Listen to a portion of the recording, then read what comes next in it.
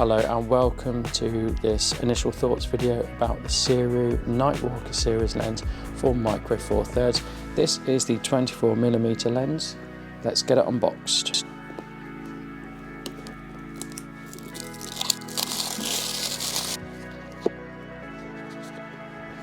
So it's got a little seal here. Let's undo this.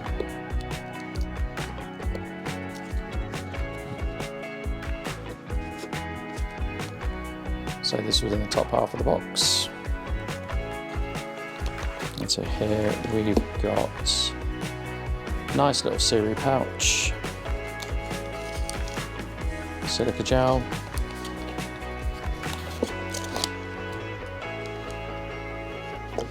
we have our lens here, vacuum packed.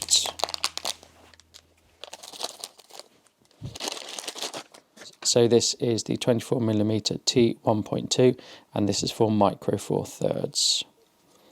We've got the Sirui lens cap here that I've just taken off. First thing I'm noticing is these are very loose.